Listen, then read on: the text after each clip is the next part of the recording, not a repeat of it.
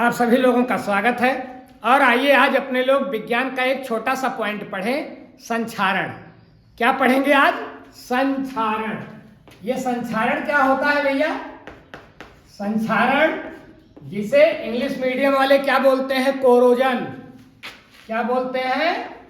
Corrosion. या Hindi medium वाले क्या बोलेंगे? संक्षारण। ये संक्षारण क्या होता है भैया? संक्षारण एक ऐसी प्रक्रिया है कि जो धातु पर होती है और धातु को कमजोर कर देती है। धातुएं क्या होती हैं ये तो आपको पता ही है।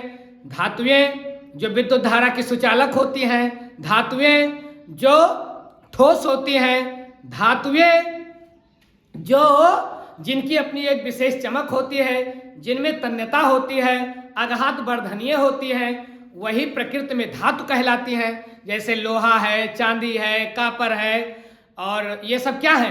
धातु हैं।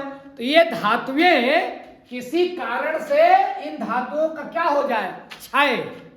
क्षय मतलब धीरे धीरे नष्ट हो जाना। क्षय मतलब धीरे धीरे नष्ट हो जाना। अब अगर अपने लोगों के लिए सबसे जो ज्यादा अपने लोग जीवन में रोज उपयोग करते हैं उसमें कौन सी धातु है? लोहा। लोहे के बिना तो जीवन अधूरा मान सकते हैं। अपने लोगों के ब्लड में भी लोहे की मात्रा होती है।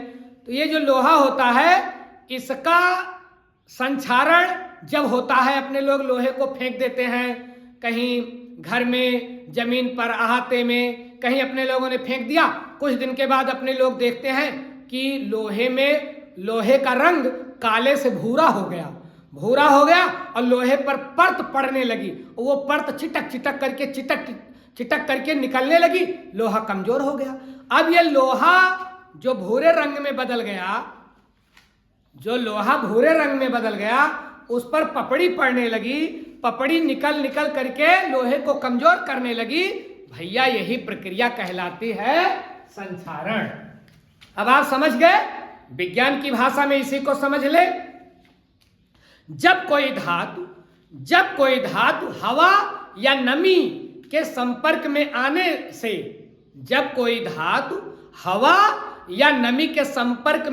से, धीरे धीरे नष्ट हो जाती है, तो इसी प्रक्रिया को संक्षारण या कोरोजन बोलते हैं।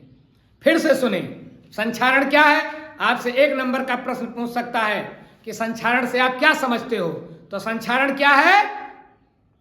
जब कोई धातु हवा या नमी के संपर्क में आने से धीरे धीरे नष्ट हो जाती है, तो इस प्रक्रिया को संक्षारण कहते हैं। या धीरे धीरे धातुओं का क्षय हो जाता है, इसी प्रक्रिया को संक्षारण कहते हैं।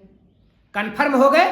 धातुओं का हवा या नमी के संपर्क में आने से धीरे धीरे नष्ट हो जाना, धीरे धीरे उनका समाप्त हो जाना, क्षय हो जाना ही क्या कहलाएगा? संक्षारण। तो चूंकि मैंने बताया कि लोहा अपने लोगों के दैनिक जीवन में सबसे ज्यादा उपयोगी धातु है, लोहा अपने लोगों ने देखा भी है। लोहे का संक्षारण होता भी अपने लोगों ने देखा है। संक्षारण को और ऐसे समझ ले, अपने लोग इसी को मूर्छा बोलते हैं। गांव वाले कहते हैं कि लोहे में मूर्छा लाग गा। तो मूर्छा लाग गा मतलब संक्षारण हो गया, जंग लगना। इसी को जंग लगना कहते हैं और गांव देश की भाषा में मूर्छा लगना कहते हैं। और जरा देखें कि लोहे में संक्षारण कैसे होता है। देखिए लोहे को किस प्रतीक से अपने लोग डिनोट करते हैं? Fe मतलब आयरन या लोहा। अब परिभाषा अपने लोगों ने क्या पढ़ी कि जब कोई धातु हवा, तो हवा मतलब O2, हवा में O2 है, और नमी मतलब पानी। अगर इसके ये धातु मतलब लोहा, O2 मतलब हवा, H2O मतलब नमी मतलब पानी के संपर्क में आए तो इस पर लग जाएगा जंग। एक रासायनिक प्रक्रिया है। जंग लगना, मूर्छा लगना, संक्षारण होना एक रासायनिक प्रक्रिया है। धीरे धीरे लोहा सड़ने लगता है, इसी को संक्षारण कहते हैं। तो अब देखें लोहा और ऑक्सीजन और पानी। देखें लोहा, ऑक्सीजन और पानी, ये यक्स H2O करिएगा, घबराया ना। एक्स कुछ है नहीं, नहीं तो सोचा ही पानी में एक्स कहां से आएगा। यक्स कुछ है नहीं, यक्स जो है ये नंबर ऑफ H2O दिखाएगा, नहीं तो आप घबरा जाएं। तो भैया लोहा मतलब लोहा है, ये ऑक्सीजन है, ये जल है। अब अगर लोहे पर ऑक्सीजन और नमी बढ़ी तो फिर लोहे पर जंग लग जाएगा, मतलब लोहे का संक्षारण हो जाएगा। क्या हो जाएगा? मूर्छा लग जाएगा, मतलब जंग लग जाएगा। और जंग का सूत्र क्या होता है? Fe2O3 into H2O XH2O। ध्यान रखना इस सूत्र को, कभी कभी और कुछ नहीं पूछता है, यही पूछ लेता है कि जंग का सूत्र बताइए। तो जंग का सूत्र मेरे साथ साथ Fe2O3 इंटू XH2O। और यक्स मैंने बताया घबराना नहीं है, यक्स मतलब नंबर ऑफ H2O। तो देखिए भैया ये है जंग, इसी को जंग का ये सूत्र है, याद रखिएगा। एक नंबर में केवल यही आपसे पूछ सकता है कि जंग का सूत्र बताइए, तो Fe2O3 इंटू XH2O। अब यही है लोहे का संक्षारण। अगर रासायनिक रूप से आपसे पूछ लिया तो इस सूत्र को लिख करके आप समझाएंगे कि जब लोहे पर ऑक्सीजन और नमी मतलब पानी आता है, मिलता है, तो जंग लग जाता है। और ये जंग धीरे धीरे लोहे को क्या करेगा? जर्जर कर देगा, धीरे धीरे खत्म ही कर देगा, लोहे का क्षय हो जाएगा। यही संक्षारण है। लोहे का पूरी तरह से क्षय, पपड़ी बनकर निकलने लगती है, लोहा काला होता है, लेकिन जब जंग लगेगा तो भूरा भूरा हो जाता है। इतनी बात आप समझ गए भैया? यही है लोहे पर जंग लगना या लोहे का संक्षारण। अब आप ध्यान रखें कि लोहे पर जंग लगने से लोहा कमजोर हो जाता है। तो ये कौन कौन से कारक ऐसे हैं जो लोहे पर जंग लगने के ज्यादा जिम्मेदार होते हैं? तो ध्यान रखिएगा आप लोग। अभी अपने लोग चांदी और तांबा भी पढ़ेंगे, लेकिन लोहा ज्यादा आता है, इसके बारे में बढ़िया से जान लें आप। देखिए लोहा किसी धातु पर, ध्यान रखेंगे, संक्षारण के कारक कौन कौन से ऐसे फैक्टर होते हैं जो संक्षारण के लिए ज्यादा जिम्मेदार होते हैं। तो पहला कारण तो आप जान लें कि धातु की प्रकृति। अब ये क्या है भैया? धातु की प्रकृति क्या है? तो धातु की प्रकृति मतलब हुआ भैया कि धातु अगर एक्टिव है तो संक्षारण ज्यादा, जो आदमी एक्टिव होता है वो ज्यादा परेशान होता है। ध्यान रखिएगा, सामाजिक व्यवहार में भी हम लोग देखते हैं ना, जो ज्यादा एक्टिव होता है, अरे जो लड़ेगा ही नहीं वो हारेगा कैसे? जो लड़ेगा वो हारेगा, कभी जीतेगा, कभी हारेगा, कभी जीतेगा। और कुछ लोग बड़ी बहादुरी में कहते हैं अरे हम कभी हारे ही नहीं। कब लड़े? कभी आप लड़े? जब लड़े नहीं तो हारोगे कैसे? तो जो एक्टिव होगा वही गिरेगा उठेगा, गिरेगा उठेगा। धातु अगर सक्रिय है, अगर धातु सक्रिय है तो संक्षारण ज्यादा होगा। ये ज्यादा ऑक्सीजन से रिएक्शन करेगा, ज्यादा नमी से रिएक्शन करेगा। और ये तो अपने लोगों ने देखा ही है कि लोहे को जब अपने लोग फेंक देते हैं जमीन पर, मतलब जमीन के संपर्क में, नमी के संपर्क में आता है तो जल्दी मूर्छा लग जाता है, जल्दी जंग लग जाता है। तो धातु की प्रकृति, अगर धातु सक्रिय है तो फिर ज्यादा संक्षारण होगा, धातु थोड़ा कम सक्रिय है तो कम संक्षारण होगा। चलिए उसके बाद दूसरा फैक्टर क्या है? धातु की आकृति। धातु की आकृति, अगर धातु सीधी है, एकदम चिकनी है, सतह अगर लोहे की सतह चिकनी है तो जंग कम लगेगा, संक्षारण कम होगा। और कहीं लोहे की ऐसे ऐसे लोहा टेढ़ा मेढ़ा है तो पानी बरसेगा, पानी बरसेगा तो ये जो टेढ़ा मेढ़ा लोहा है उसी में जमेगा, और जब पानी जमेगा तो नमी और हवा मिल ही रही है, जल्दी जंग लग जाएगा, लोहा जल्दी नष्ट हो जाएगा। तो अगर धातु की आकृति सपाट है, चिकनी है, तो फिर जंग कम लगेगा। लेकिन अगर धातु की आकृति खुरदुरी है, टेढ़ी मेढ़ी है, तो फिर जंग ज्यादा लगेगा।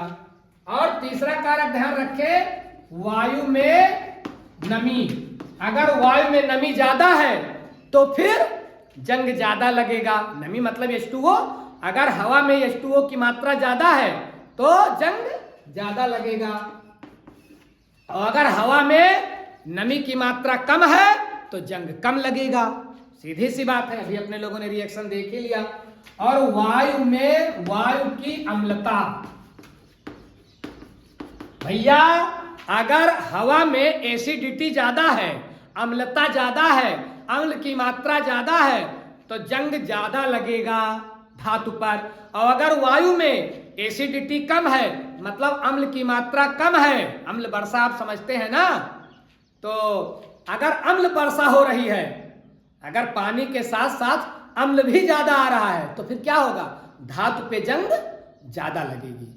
तो धातु में अगर अम्लता है तो जंग ज्यादा, नमी है तो जंग ज्यादा, आकृति टेढ़ी मेढ़ी है जंग ज्यादा, धातु सक्रिय है जंग ज्यादा, संक्षारण ज्यादा। ये संक्षारण को प्रभावित करने वाले कारक हैं, इसको याद रखिएगा। कभी कभी ये भी पूछ लेता है कि संक्षारण को प्रभावित करने वाले कारक क्या क्या हैं।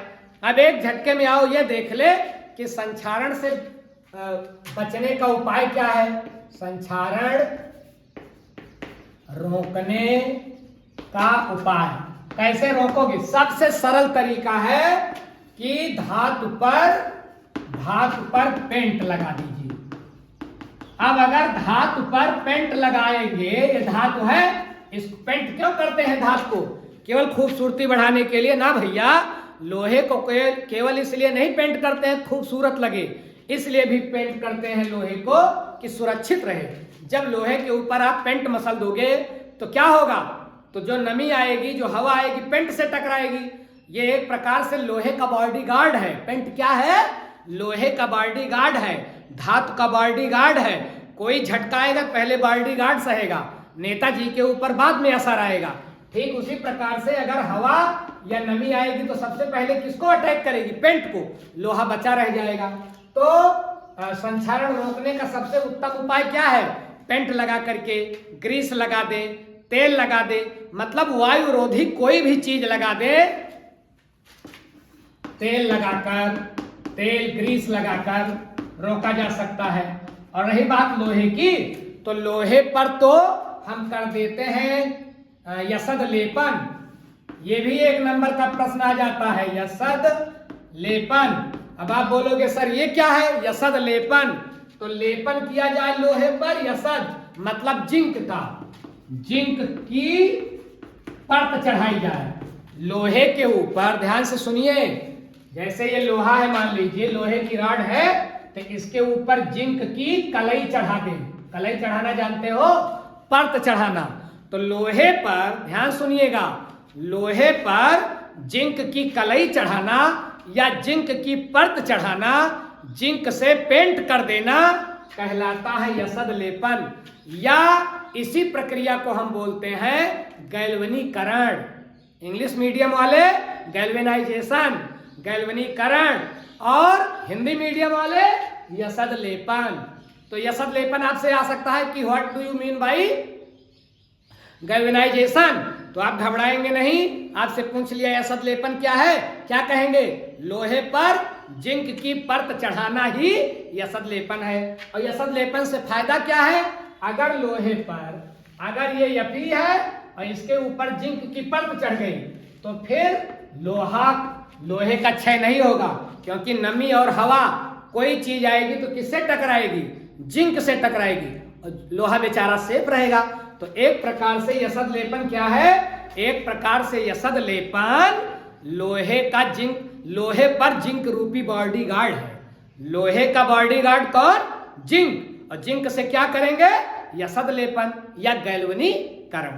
तो ये सब भैया कुछ उपाय हैं जो अपना करके हम लोहे को या किसी धातु को जंग से बचा सकते हैं, मूर्छे से बचा सकते हैं। मुझे लगता है ये बात आप समझ गए होंगे कि संक्षारण क्या है, धातुओं का धीरे धीरे वायु या नमी के संपर्क में आने से नष्ट होना ही संक्षारण है। लोहे का संक्षारण अपने लोगों ने देखा, मूर्छा कैसे लगेगा, जंग कैसे लगेगा। अब आइए थोड़ा सा अपने लोग जान लें कि क्या किसी और धातु में भी संक्षारण होता है। हाँ भैया होता है।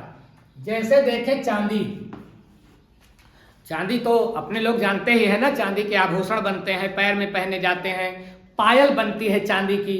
तो चांदी का भी संक्षारण होता है। चांदी के संक्षारण में क्या होता है? चांदी के संक्षारण में वायुमंडल में अगर H2S गैस है, मतलब ये क्या है भैया? Hydrogen sulphide. H2S मतलब हाइड्रोजन सल्फाइड। अगर हाइड्रोजन सल्फाइड गैस Ag से मिल गई, Ag, ये Ag वाला नहीं जो मैडम कहती हैं Ag, अपने पति को बुलाने का एक कोड भाषा का ये भी शब्द है Ag, लेकिन ये पत्नी वाला Ag नहीं है। Ag, OG ये सब कोड लैंग्वेज है, पत्नियां पतियों को बुलाती हैं। तो ये वाला Ag नहीं। Ag किसका प्रतीक है? Ag भैया चांदी का प्रतीक है। चांदी को किससे डिनोट करते हैं रसायन में? Ag से। अब ये चांदी पर H2S गैस हवा में है अगर, तो क्या करेगी? ये इससे रिएक्शन करेगी और चांदी को कर देगी काला। Ag2 क्या बन जाएगा? Yes, silver sulphide. ये क्या है? सिल्वर। भैया चांदी को अंग्रेजी में क्या बोलोगे? सिल्वर। और यस मतलब सल्फाइड, तो सिल्वर सल्फाइड और H2 गैस निकल जाएगी। भैया ये जो Ag, जब आप लोगों ने देखा होगा कि महिलाओं के पायल में कुछ काला काला जम जाता है, तो ये जो काला काला जम जाता है, इसका मतलब हुआ कि चांदी की पायल ने H2S से रिएक्शन कर लिया। वायुमंडल में है ही H2S, तो रिएक्शन कर लिया, तो चांदी ने बना लिया Ag2S मतलब सिल्वर सल्फाइड, और ये कर देता है चांदी का रंग काला। तो चांदी हो जाती है थोड़ी काली काली। ये चांदी का संक्षारण है। धीरे धीरे वो नष्ट होने लगती है। और ध्यान रखना, इस प्रक्रिया को हम बोलते हैं टॉर्निश। देखिए लोहे पर संक्षारण जंग, लेकिन चांदी का संक्षारण टॉर्निश। चांदी का संक्षारण टॉर्निश कहते हैं। तो सिल्वर का सिल्वर सल्फाइड में बदल जाना क्या कहलाएगा? टॉर्निश। क्या कहलाएगा? टॉर्निश। इसको ध्यान रखिएगा। टॉर्निश। टॉर्निश क्या है? टॉर्निश क्या है भैया? चांदी पर हाइड्रोजन सल्फाइड के रिएक्शन से Ag2S बने, मतलब सिल्वर सल्फाइड बने, तो इससे हो जाता है चांदी का रंग काला, और ये प्रक्रिया कहलाती है टॉर्निश। कंफर्म हो गए? तो ये हो गया चांदी पर जंग लगना। और चांदी पर ही नहीं, अपने लोग देख ले, ये हो गया चांदी का संक्षारण। और ध्यान रखिए, अपने लोगों के उपयोग की एक धातु है तांबा। तांबा समझते हो? तांबा मतलब Cu। रसायन विज्ञान में तांबे को किससे डिनोट करते हैं? Cu से। Cu कॉपर या तांबा। अब ये तांबे का भी संक्षारण होता है। अपने लोगों ने देखा है, अपने सबके घर में इसका तांबे का बर्तन होता है, गिलास होता है, लोटा होता है, थाली होती है, तो कुछ दिन के बाद वो थोड़ा हरा हरा दिखने लगता है। ये हरा हरा लोटे में कहाँ से आ गया? गिलास में कहाँ से आ गया? थाली में कहाँ से आ गया? जो हरा हरा आया ना, वही तांबे का संक्षारण हो रहा है। तो आइए तांबे का संक्षारण देखें अपने लोग। देखिए Cu और वायुमंडल में मौजूद है CO2 गैस। हाँ, CO2 गैस है ही, और वायुमंडल में ही मौजूद है O2। हाँ, O2 भी मौजूद है, और वायुमंडल में ही मौजूद है, छोटा छोटा कर ले, एक ही लाइन में आ जाएगा। देखिए Cu ये हो गया अपना तांबा, वायुमंडल में है CO2। हाँ, वायुमंडल में है O2। हाँ, वायुमंडल में है पानी। हाँ, ये सारी चीजें हैं। और अपने लोगों ने क्या पढ़ा है? संक्षारण क्या है? संक्षारण वायु और नमी की उपस्थिति में धातुओं का क्षय। तो देखिए नमी भी हो गई, वायु भी हो गया, CO2 भी हो गया, O2 भी हो गया। अब ये सब मिल करके तांबे का कर देते हैं संक्षारण। कार्बन डाइऑक्साइड, ऑक्सीजन, पानी मतलब नमी, ये कर देते हैं कापर का संक्षारण। और ये प्रक्रिया कहलाती है भैया पेटिना। जैसे चांदी का संक्षारण क्या कहलाया था? टार्निश। वैसे तांबे का संक्षारण पेटिना। तांबे का संक्षारण क्या कहलाएगा? पेटिना। ध्यान रखिएगा, तांबे का संक्षारण पेटिना, चांदी का संक्षारण टार्निश। याद रखिएगा। अब देखिए ये सब मिल करके बना लेते हैं CO3 CuOH का होल ट्वाइस। अब ये CuCO3 मतलब copper carbonate, CuCO3 copper carbonate है ये, और CuOH का होल ट्वाइस कापर हाइड्रोक्साइड। यही वो है जो अपने लोगों के घर में थाली, लोटा, गिलास, जो भी तांबे का बर्तन होता है उसको हरा हरा कर देते हैं। तो अगर अब आपसे प्रश्न आ गया कि तांबे के बर्तन में हरा हरा क्या होता है, तो आप बताएंगे कि वो कापर कार्बोनेट है और कापर हाइड्रोक्साइड है, एक रासायनिक क्रिया है। फिर वो का मम्मी मांझ के साफ कई के फिर चमका देती है। तो इससे क्या होता है? इससे कापर का संक्षारण होता है। तो अपने लोगों ने लोहे का संक्षारण तो पढ़ ही लिया, साथ साथ चांदी का संक्षारण टार्निश, तांबे का संक्षारण क्या कहलाएगा? पेटिना। तो इस प्रकार से तांबे का रंग हो जाता है हरा, और चांदी का रंग हो गया था काला, और लोहे का रंग हो गया था भूरा। लोहे पर जंग लगेगा, लोहे का संक्षारण होगा भूरा, चांदी का संक्षारण होगा चांदी काली, कापर का संक्षारण होगा कापर हरा। तो मुझे लगता है कि आप इसको समझ गए होंगे कि संक्षारण क्या है, संक्षारण के लिए कौन कौन से कारक जिम्मेदार हैं, और संक्षारण से धातु को बचाने के क्या क्या तरीके हैं। नंबर 1 का तरीका है पेंट लगाना, लोहे को बचाने के लिए। तो भैया ऐसे ही विज्ञान के बिंदुओं के साथ आगे भी मिलेंगे।